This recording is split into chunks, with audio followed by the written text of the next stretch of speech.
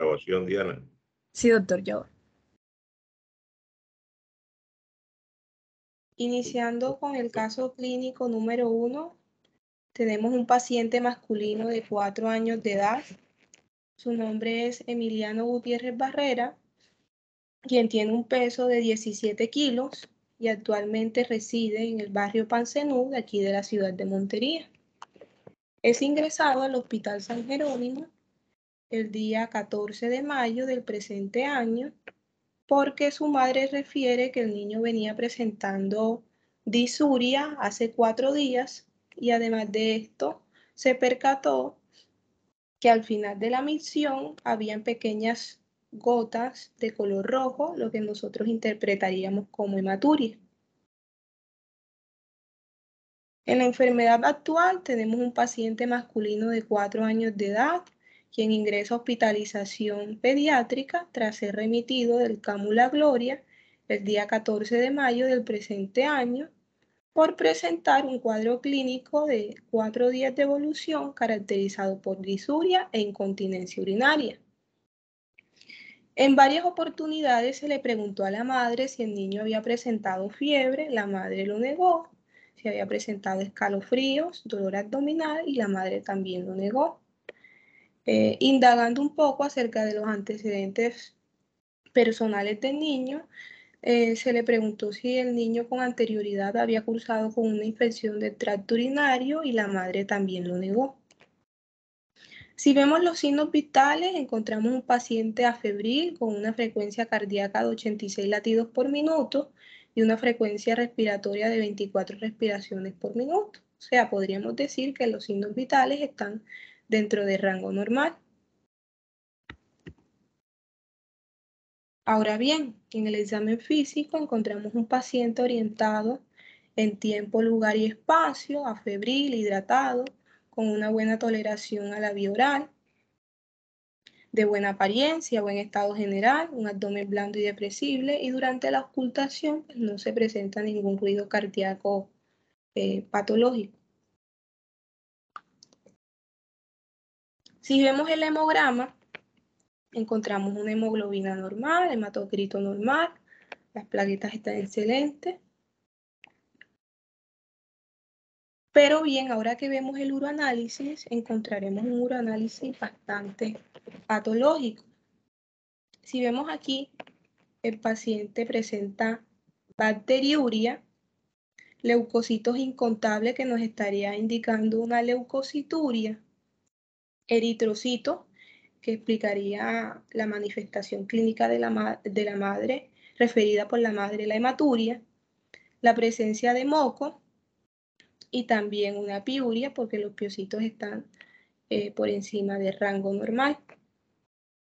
Entonces, en base a estos resultados, podríamos decir que nuestra impresión diagnóstica es una infección de las vías urinarias y en base a las manifestaciones clínicas referidas por la madre, disuria, incontinencia urinaria, ausencia de fiebre y ausencia de otro compromiso sistémico, podríamos sospechar que es una infección del tracto urinario inferior. El tratamiento, la dieta, actualmente está siendo tratado con amikacina 255 miligramos vía intravenosa cada 24 horas. Está a la espera del resultado de un urocultivo y a la espera del resultado de un uprológico. Bueno, esto es todo.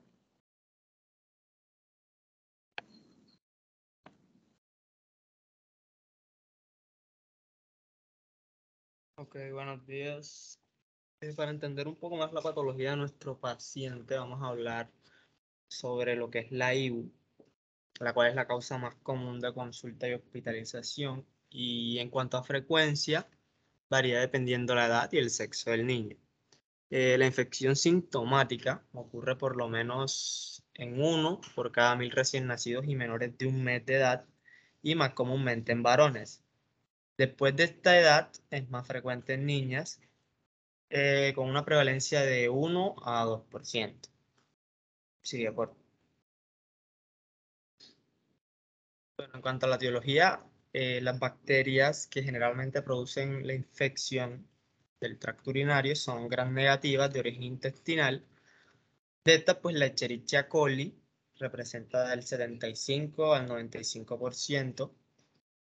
El resto, pues, es causado por Klebsiella, especies de Proteus y especies de Enterobacter. Y entre las bacterias gram positivas, los enterococos, los Staphylococcus saprophyticus y los agalactiae son los más frecuentes. En cuanto a las manifestaciones clínicas, tenemos que el paciente puede cursar con fiebre, irritabilidad, letargia, falla en el crecimiento e incontinencia. También sabemos que pueden existir diferentes tipos de infección en las vías urinarias, como la bacteriuria sintomática, pues la cual es definida por la presencia de más de 100.000 unidades formadoras de colonia de un mismo microorganismo por mililitro de orina y la ausencia de síntomas. La IBU no complicada, que es aquella que se presenta en pacientes que tienen un tracto urinario normal, sin datos de afección sistémica y que no tienen condiciones que predispongan a la infección ni a la falla del tratamiento. La IBU complicada, que son aquellas infecciones recurrentes o que involucren las vías urinarias altas, con alteración del estado general, o también las que se presentan en pacientes con alteraciones anatómicas. Y la pielonefritis aguda, que es la infección del parénquima renal con alteración del estado general y fiebre mayor a 39 grados centígrados. Y también pues, puede haber reinfección, infecciones recurrentes y persistencia bacteriana.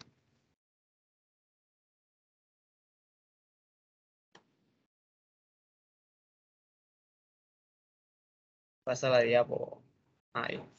Bueno, en cuanto al diagnóstico, se hace cuando se demuestra aislado por lo menos un germen patógeno en un urocultivo o por la sospecha clínica. Hay 4 métodos para recolectar la orina, que puede ser en bolsa, que no es muy recomendable porque se puede contaminar la mayoría de las veces y es muy frecuente que esto ocurra. La orina a mitad de chorro, el cateterismo vesical y la punción suprapúbica, que se hace en niños menores de 2 años, en los cuales tomar una muestra sea muy problemático o que al utilizar otro método no se pueda tomar la muestra eficientemente. El urocultivo significativo es aquel que los resultados nos dan más de 50.000 unidades formadores de colonia por sonda o cualquier conteo por punción suprapúbica. Y el diagnóstico del urocultivo en niños mayores de 2 años es significativo cuando hay más de 100.000 unidades formadores de colonia por micción espontánea. Síguelo.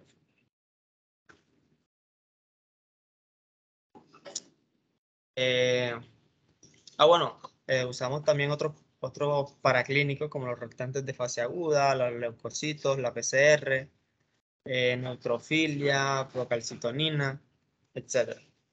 Sí, bueno, el objetivo del tratamiento en estos pacientes es, pues, eliminar rápidamente la infección para evitar las complicaciones a largo plazo, como son las cicatrices renales.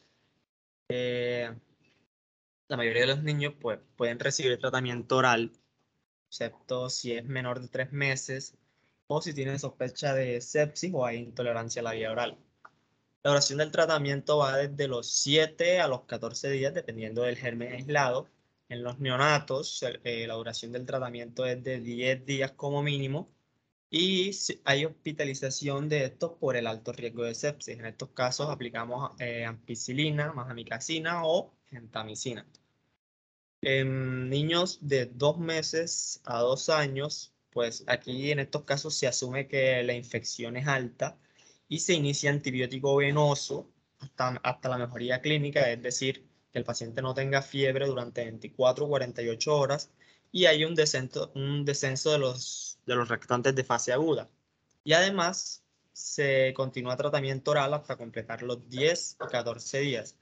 Los regímenes de tratamiento hospitalario aceptable incluyen la combinación de ampicilina y gentamicina o gentamicina sola o una cefalosporina de tercera o cuarta generación a traslaurar.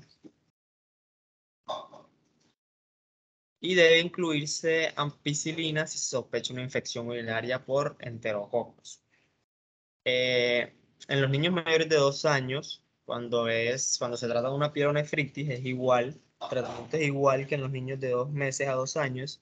Y en cuanto a la cistitis, se indica antibiótico oral desde el principio, sino 2 o 3 días, tiempo en el cual el paciente se da de alta, y se continúa una terapia ambulatoria de 7 a 14 días. Y en estos casos se sugiere una cefalosporina como agente oral de primera línea en el tratamiento de la infección urinaria en niños sin anomalías geniturinarias. Siguen. Y bueno, aquí el tratamiento, la terapia oral y la terapia parenteral. Tenemos, bueno, algunos de los medicamentos que podemos utilizar y su dosificación en cuanto a la IBU. Ya, sigue. Muchas gracias.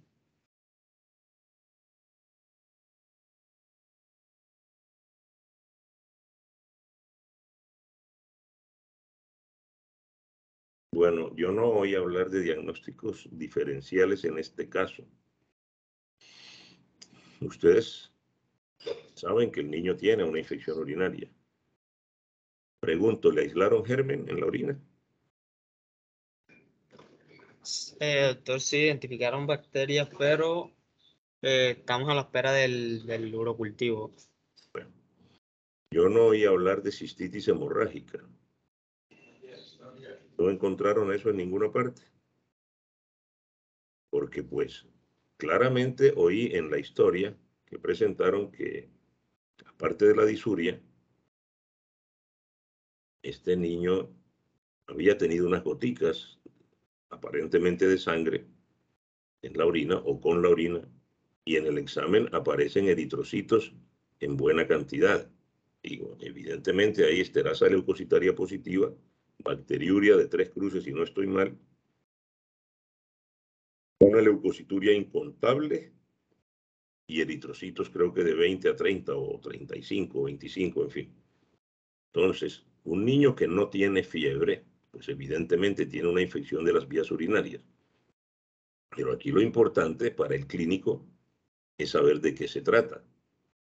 No simplemente decir, sí, tiene una infección urinaria, aparentemente sin pielonefritis, puesto que no tiene fiebre, pero las infecciones urinarias o de las vías urinarias o la cistitis, como en este caso, dada por la disuria, la polaquiuria y la presencia de sangre, puede tener orígenes en adenovirus o en algunos tipos de coli, de Escherichia coli uropatógenos, que también pueden producir cistitis hemorrágica. De manera que ahí quedó pendiente un aspecto del diagnóstico diferencial.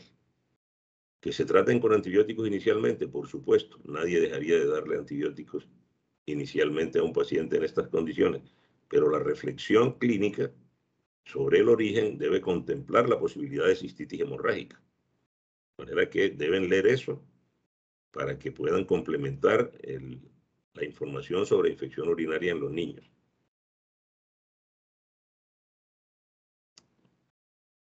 Este es el primer episodio de infección urinaria de este paciente.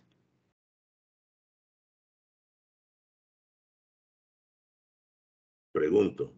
Sí, sí, doctor. No había Tiene 4 referido. años. A él no le hicieron estudios por imágenes, ¿verdad? No, No era solo necesario.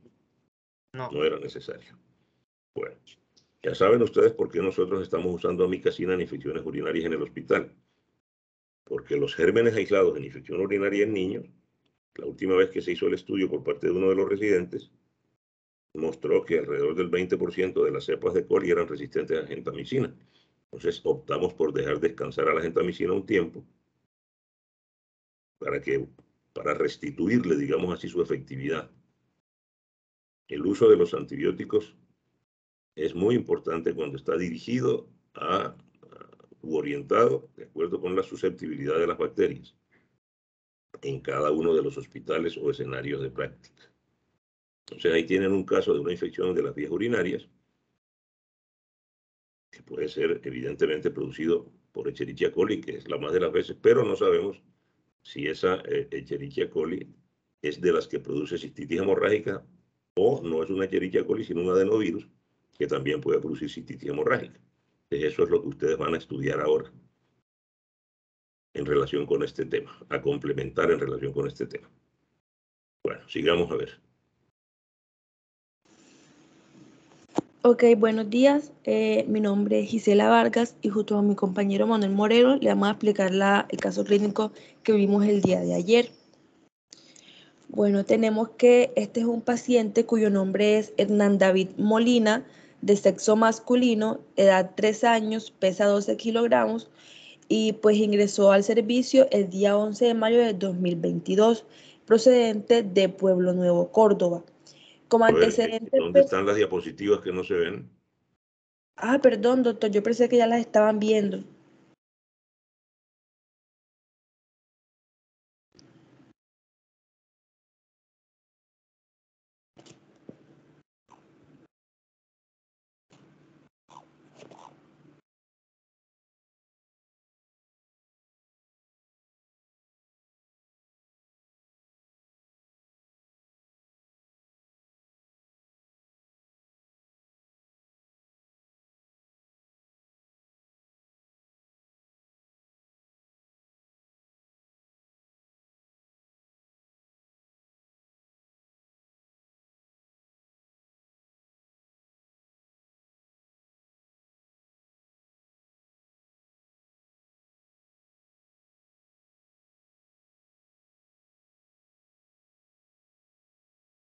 Ahora sí las ven.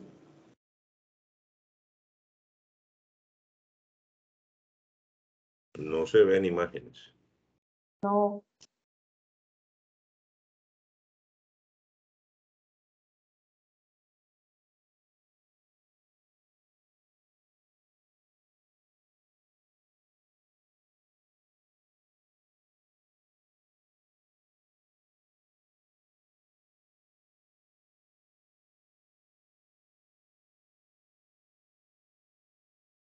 Se las puedo enviar a alguien para que me haga favor y me las proyecte, porfa, que no he podido.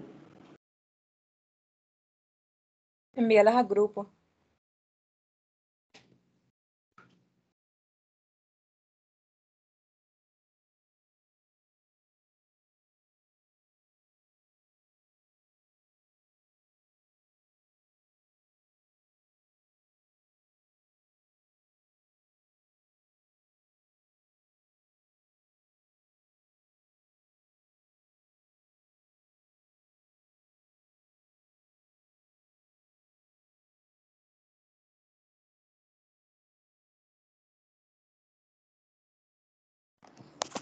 Ok, listo. Qué pena, disculpen el percance.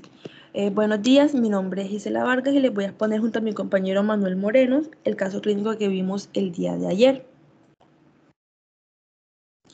Bueno, este es un paciente cuyo nombre es Hernán David Molina, de sexo masculino, tiene 3 añitos de edad, pesa 12 kilogramos, ingresó al servicio el día 11 de mayo de 2022 y es procedente de Pueblo Nuevo, Córdoba. Bueno, este es un paciente muy interesante porque tiene un antecedente personal de anemia de células falciformes diagnosticada desde los 9 meses de edad que fue manejada con ácido fólico. Y pues la mamá nos niega que hay antecedentes familiares de algún tipo, pues en su familia me dice que ni su esposo, ni ella, ni sus hermanitos, ni nadie pues en su familia tiene algún tipo de patología que ella conozca. Siguiente, por favor.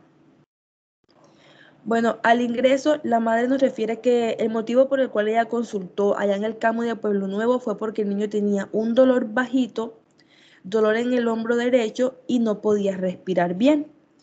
Entonces ella lo lleva al servicio pues del CAMU de Pueblo Nuevo y lo remitieron para Montería de una vez. Al ingresar a Montería tuvo un examen físico de una frecuencia cardíaca de 140 latidos por minuto, frecuencia respiratoria de 44 respiraciones por minuto y una temperatura de 38 grados centígrados. Este paciente se encontraba con una fase álgica, estaba febril, estaba hidratado al límite. Tiene una palidez mucocutánea generalizada, sin adenopatías cervicales, aunque la madre nos refiere que la palidez todo el tiempo la tiene. A la auscultación pulmonar, pues fue inespecífica en el momento del ingreso y pues tenía un precordio hiperactivo y estaba taquicárdico. Tenía un abdomen blando, depresible, con esplenomegalia y dolor a la palpación en hipogastrio. Las extremidades estaban eutróficas, sin edemas, con dolor a la movilización del miembro superior derecho. Siguiente, por favor. Bueno, en cuanto a la enfermedad actual, tenemos paciente masculino de 3 años de edad, ingresa al Hospital San Jerónimo el día 11 del actual mes, remitido del CAMU del Pueblo Nuevo Córdoba, con un cuadro clínico de 2 días de evolución, en el cual presentó dolor abdominal, dolor en hombro derecho, dificultad respiratoria, tos y rinorrea. Tiene antecedentes de anemia células falciformes, con manejo farmacológico con ácido fólico a los 9 meses de edad. Y pues obviamente sabemos que el ácido fólico se le da a estos pacientes porque es para prevenir la eritropoyesis megaloblástica. Y pues tiene un esquema de vacunación completo, nos refiere la madre. Al ingreso, este paciente trajo un hemograma que reportó una anemia, leucocitosis y una neutrofilia con datos de hemoglobina de 6.6, hematocrito de 22.2, leucocitos de 21.5 y plaquetas de 552.000. Siguiente, por favor. Entonces al paciente, pues como él tenía esos tirajes intercostales, estaba con dificultad respiratoria, tenía tos, tenía ese dolor, los médicos obviamente enseguida iniciaron a hacerle exámenes complementarios para poder llegar a un diagnóstico acertado. Al paciente se le realizó un coprológico, el cual no mostró como que datos relevantes de alteraciones, al igual que también se le hizo un uroanálisis que tampoco mostró pues relevancia de alteraciones, y se le hizo la radiografía de tórax. Como en la imagen ustedes la están observando, esta radiografía se le hizo al pacientico, en el cual pues vemos que hay una radiopacidad en el lóbulo inferior derecho, pues en el lóbulo basal, y por tanto pues se le diagnostica al paciente una neumonía basal derecha. Sabemos que la RX de tórax es el gold estándar para las neumonías. Esta pues nos orienta mucho al diagnóstico, aunque no muestra el germen obviamente, pues nos orienta bastante como para saber qué vamos a hacer.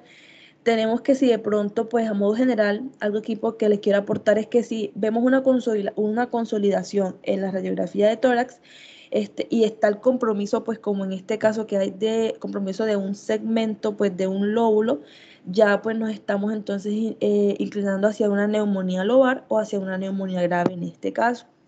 Y pues radiológicamente cuando vemos esta consolidación en el lóbulo de la pulmonar, lo más probable, pues según lo que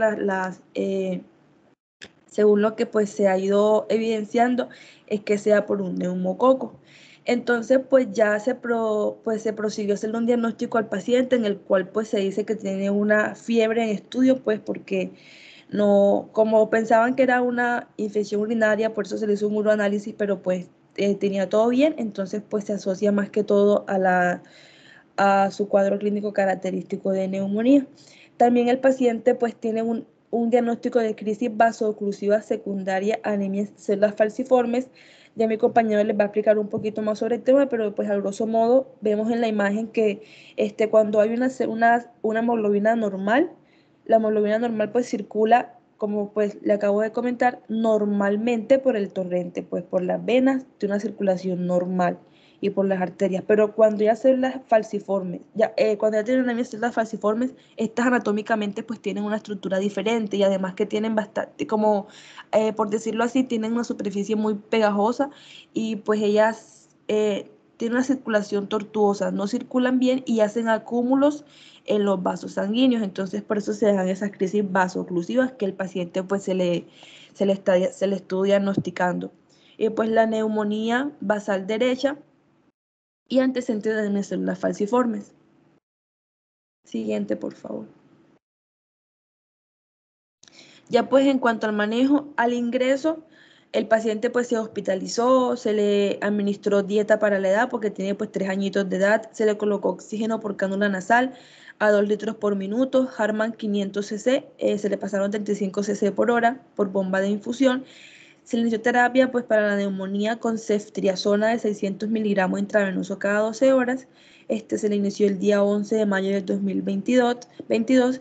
Acetaminofén pues se le indicaron 6 cc oral, pero pues solamente se le tiene que dar para fiebre o dolor, y salbutamol se le dieron 2 inhalaciones de puff cada 6 horas. Ya actualmente el niño ha presentado una mejoría, ha evolucionado satisfactoriamente, pues que ya los signos de estrés respiratorio ya no, pues ya van en mejoría, tiene una frecuencia respiratoria de 30 por minuto, una frecuencia cardíaca de 110 y satura al 100%, está febril y tolera la vía oral. Por tanto, se le modificó un poco su manejo intrahospitalario. Se le dejó pues dieta tolerancia y semisentado, se le suspendió el oxígeno, se le suspendieron los líquidos intravenosos, pero se le dejó el catéter. La ceftriaxona de 600 bajó a 500 miligramos intravenoso cada 12 horas. El salbutamol pues 2 puff, pero pues ya la intensidad fue cada 4 horas, antes era cada 4 o 6. Se le administró claritromicina 90 miligramos intravenoso cada 12 horas, que se le inició el 14 de mayo, y acetaminofén jarabe, dar 4 cc vía oral cada 6 horas. Siguiente, por favor. A ver, un momentico, esperemos a ver un momentico. Vamos a regresar las diapositivas, que yo quiero volver a ver lo del ácido fólico a los 9 meses. Y luego miramos la radiografía. Ahí. Miren lo que dice ahí. Tiene antecedentes de anemia de células falciformes con manejo farmacológico con ácido fólico a los 9 meses de edad. Es decir, parecería que le dieron el ácido fólico a los 9 meses y no más.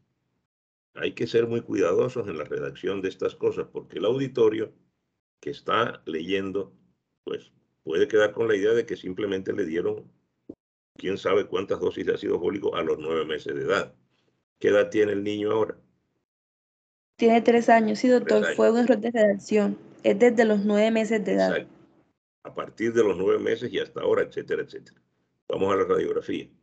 Que hablan ustedes de lóbulo inferior derecho. Ese es el lóbulo medio. Donde está el infiltrado es el lóbulo medio.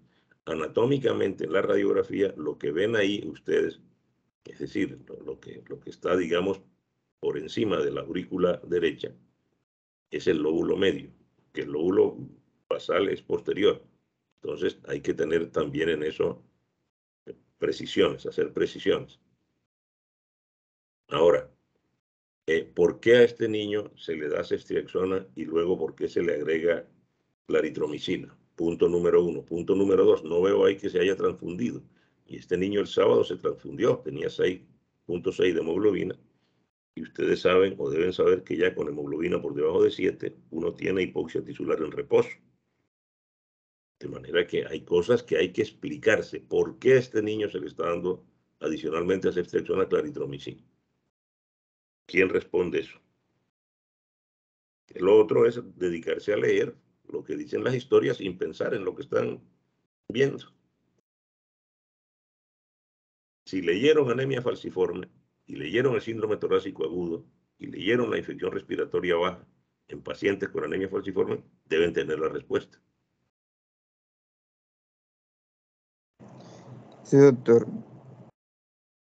En menores de 5 años, pues, o sea, cuando ya hay una complicación, que en menores de 5 años con fiebre se debe realizar hemograma, hemocultivo, uroanálisis, y además de esto, pues la radiografía, y se inicia una cefalosporina de tercera generación. Y además de esto, si hay un compromiso pulmonar, pues en estos casos se debe adicionar la claritromicina. ¿Por qué? Porque la mayoría de estas infecciones son por neumococo, que son hemófilos influenza, que son 300 y 600 veces mucho más frecuentes. Si ceftriaxona es activo contra neumococo y hemófilos influenza.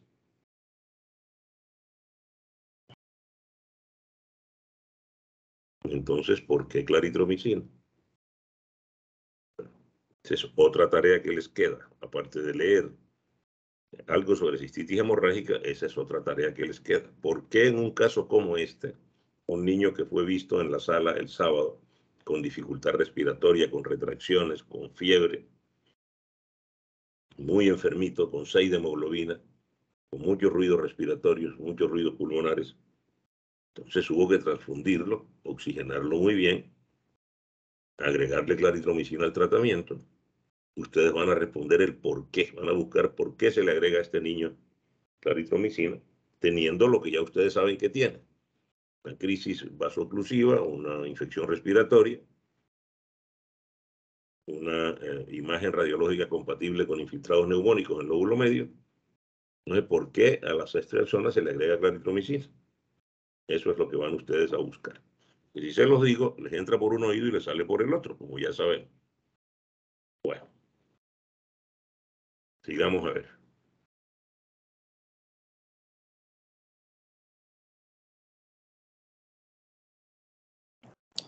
Bueno, entonces vamos a tener que en las anemias de células falciformes, que es la anemia hemolítica, que a nivel mundial y es la anemia más frecuente.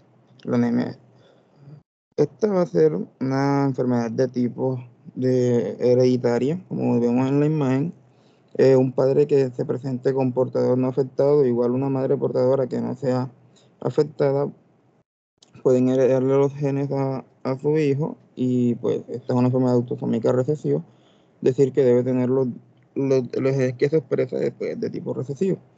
Vamos a tener que la característica de esta enfermedad va a ser que los glóbulos rojos se van a endurecer, se van a volver pegajosos y van a tener la apariencia que se denomina como en forma de oso.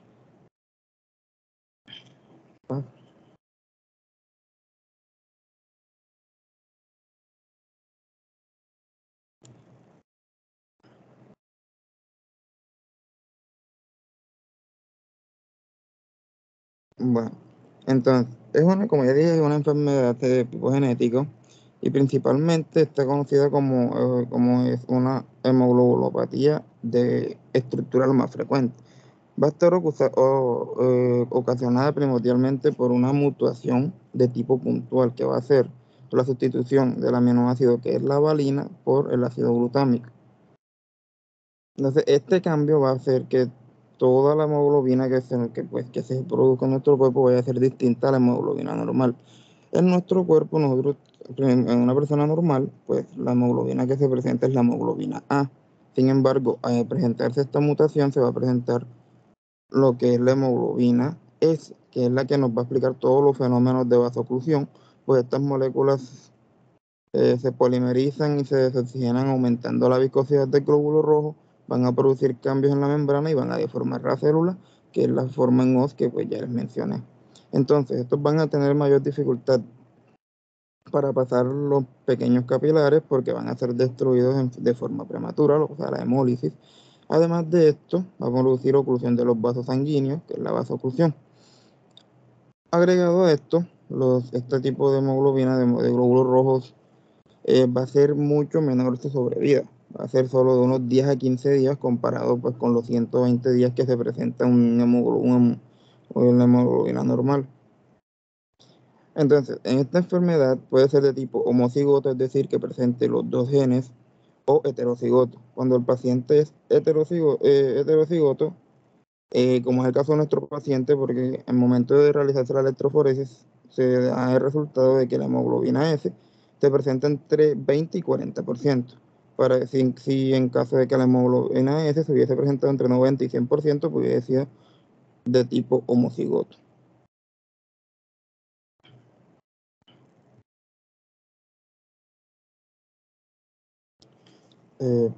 Regresa. Bien, entonces tenemos entonces que en la clínica pues van a presentarse distintas formas de presentación. Tenemos una aplasia pura transitoria eritroide, que es el freno en la producción de los glóbulos rojos a nivel medular. En este caso está asociado a infección generalmente por virus y se puede presentar en cualquier edad. Este se va a caracterizar por una disminución abrupta pues, de la hemoglobina.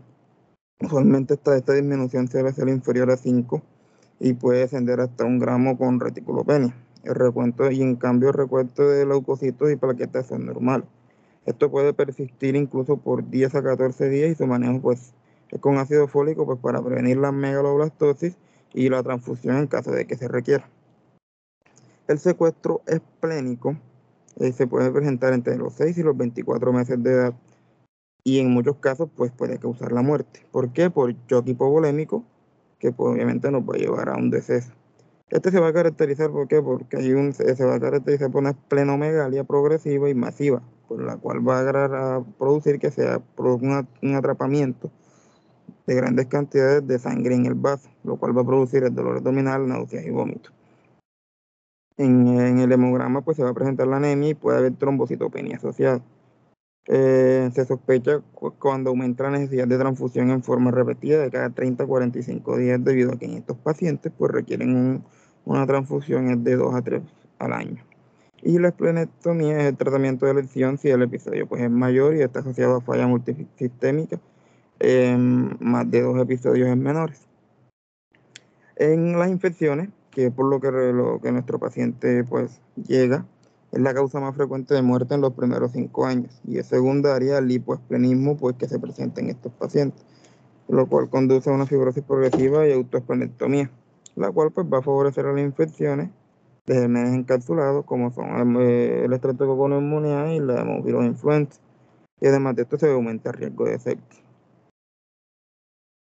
Como ya el doctor dijo, pues en estos casos se inicia con cefalosporina de tercera generación y se agrega cloritomicina cuando hay compromiso pulmonar.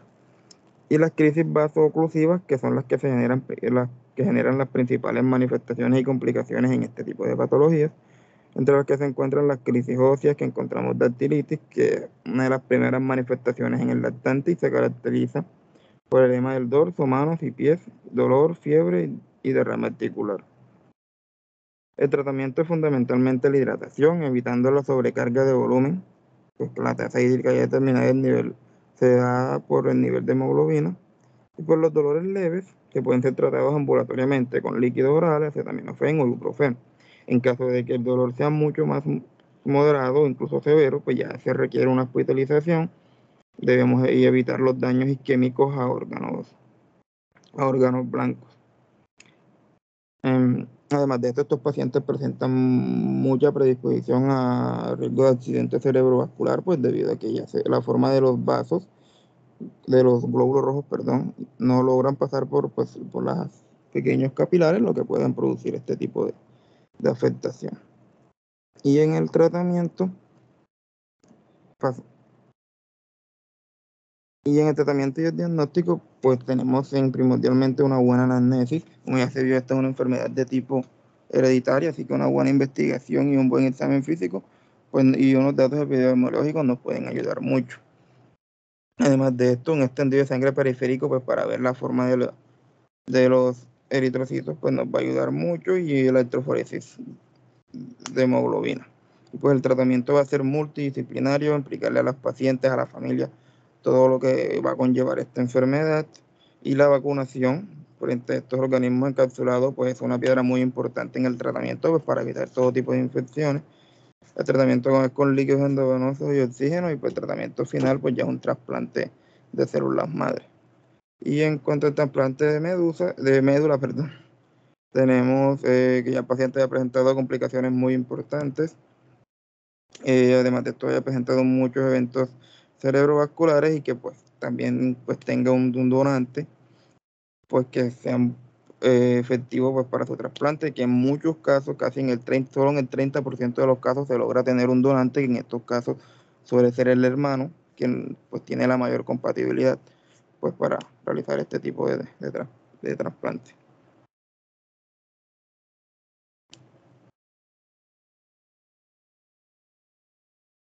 Bueno, ahí tienen ustedes una situación genética que probablemente en la historia de la enfermedad es ocasionada por la masiva exposición a la malaria en la cuenca del mar Mediterráneo. Por aquellos tiempos, en la antigüedad, la malaria era muy frecuente en toda esa zona del mundo. De hecho, esta anemia en algún momento se llamó anemia mediterránea, y parecería que esa mutación genética fue inducida por altas presiones maláricas.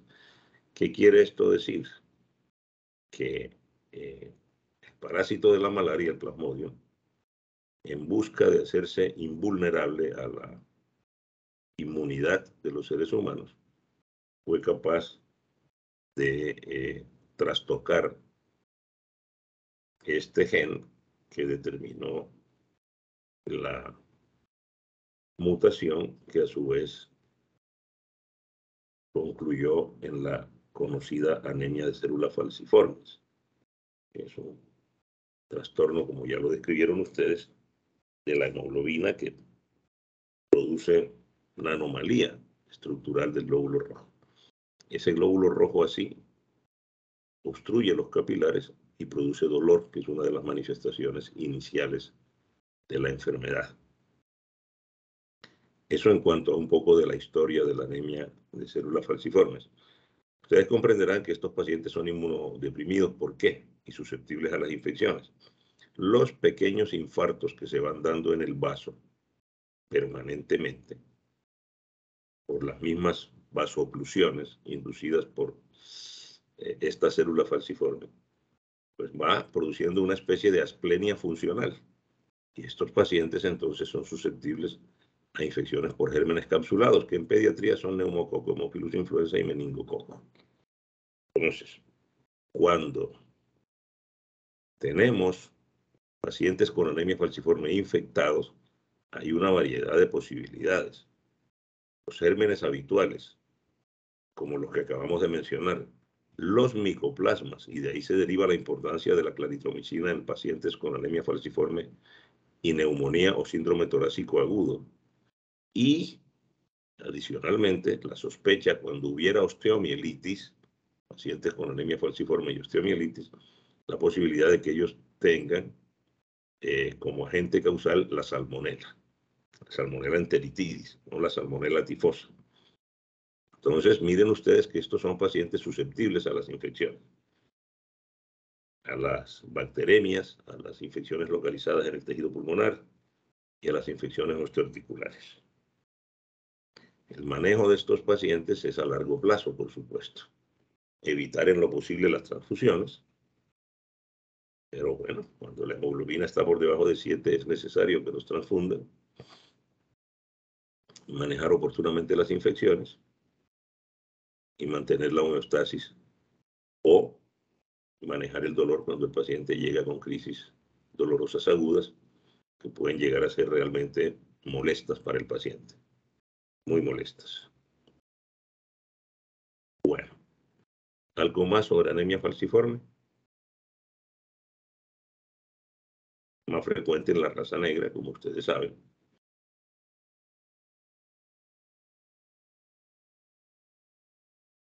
Y hay un momento en el que ya el vaso no se palpa. Inicialmente hay esplenomegalia por la hemólisis y demás, pero hay un momento en que no se palpa. ¿Por qué? Porque el vaso finalmente se torna atrófico. Y ya no vamos a encontrar crecimiento visceral.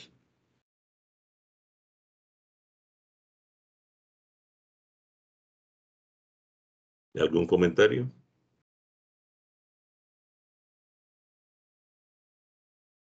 No, doctor.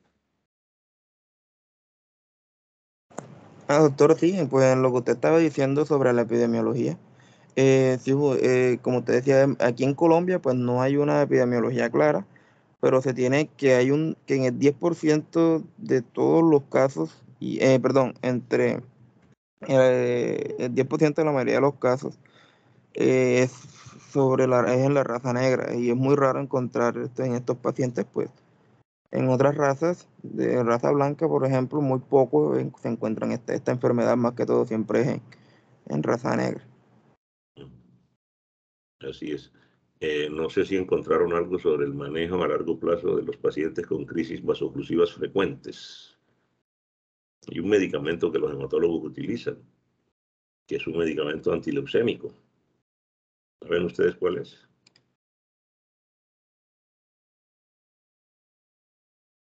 Bueno, ahí tienen otra tarea para mañana.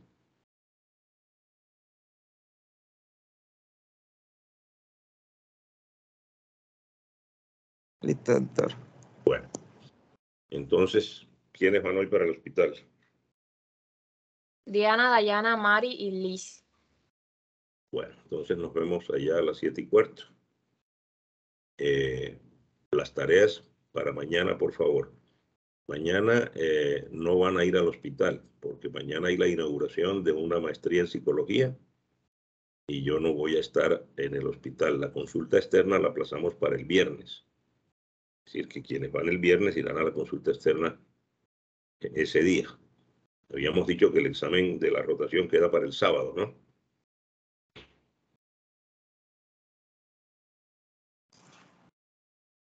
¿O no? Sí, doctor. Pero no me han mandado los temas. Me han mandado los casos que hemos estudiado para escoger de ahí cuál va a ser el material de evaluación. Bueno, entonces espero que me lleven eso al hospital ahora. Y ya saben que mañana no hay presencialidad en el hospital porque no vamos a estar en la consulta. Mañana nos conectamos a las 6 de la mañana.